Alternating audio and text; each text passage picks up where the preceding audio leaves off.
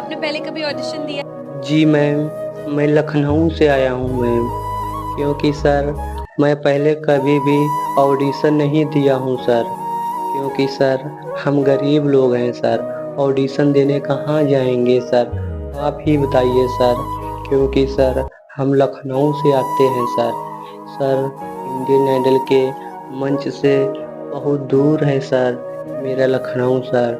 Sir क्योंकि sir हम कहीं भी सीखने जाते हैं या कहीं भी जाते हैं सर, हमें सीखने दिया नहीं जाता है सर। आप लोग ही बताइए सर।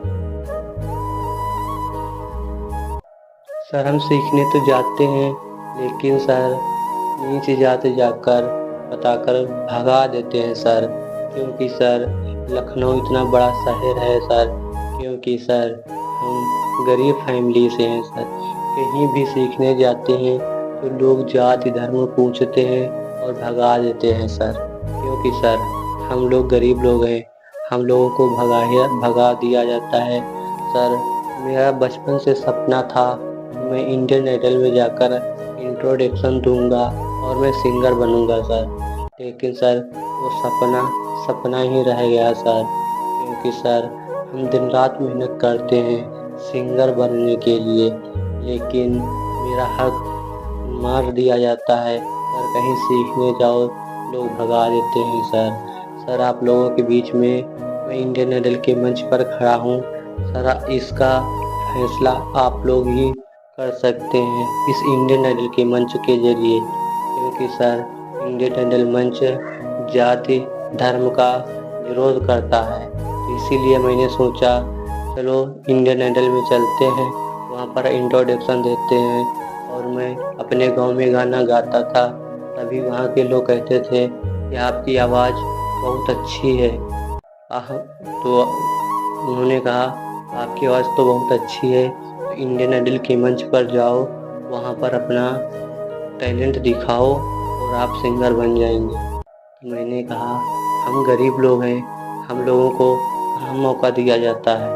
हमने बहुत बार गए हैं सीखने के लिए, लेकिन वहाँ से लोग भगा देते हैं।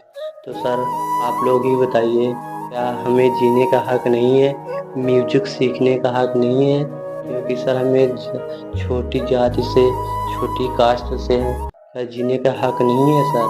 क्योंकि सर हम लखनऊ में रहते हैं, इतना बड़ा शहर है, लेकिन सर उसी शहर के अंदर गरीब लोग भी रहते हैं। क्योंकि सर अगर कहीं भी सीखने जाओ लोग बताते हैं ये तुम छोटी जाति से हो। तो सर आप लोग इसका फैसला कर सकते हैं। क्योंकि सर हम जैसे लोगों को जीने का हक नहीं है, सीखने का हक नहीं है। मैं सर आप लोगों से सारी बातें आज बताऊंगा सर। क्योंकि सर जब ये बातें सुनता हूँ तो आँखों से आंसू आ जाते हैं सर। इसीलिए मैंने सोचा था मैं इंडियन आइडल के मंच पर जाऊंगा, गाना गाऊंगा और इसी के बारे में चर्चा करेंगे। हो सकता है हिमेश सर, नेहा मैम मेरी बातों को सुन ले और इंडियन आइडल के मंच पर मेरी बातों को रखेंगे। हो सकता है लोगों में बदलाव आ जाए। तो मैं कहीं भी म्यूजिक सीखने जाते हैं तो यही बात पूछते हैं, आप कहाँ से हो, कहाँ रहते हो, कौन सा काम करते हो, ऐसा पूछा जाता है। तो सर आप लोग बताइए, हम लोगों को सीखने का हक नहीं है? तो सर मैं इस इंडियन आइडल के मंच पर खड़ा हूँ तो इसकी वजह एक व्यक्ति थे मेरे गांव में लखनऊ में। मैं कहीं भी जाते थे तो गाना गाते हुए जाते थे, तभी उन्होंने कहा कि आपकी इतनी अच्छी आवाज़ है, इंडियन आइडल के मंच पर जाओ और आपकी सुरीली आवाज़ है, नेहा मैम सुनेंगी, उनका दिल गदगद हो जाएगा और आपको सिलेक्शन हो जाएगा। तो सर मैं इसीलिए इंडियन आइडल के मंच पर खड़ा हूँ आप लोगों के बीच में।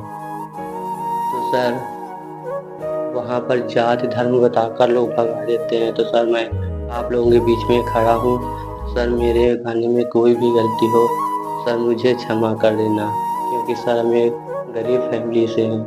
चलिए सर मैं आपको 2 लाइनें सुनाता हूँ। सुर लेके आप शुरू करो। चलो ठीक है, शुरू करो, सुर दो। चाहा है तुझको, चाहूंगा हरदम, मर के भी तुझसे ये प्यार न होगा कम।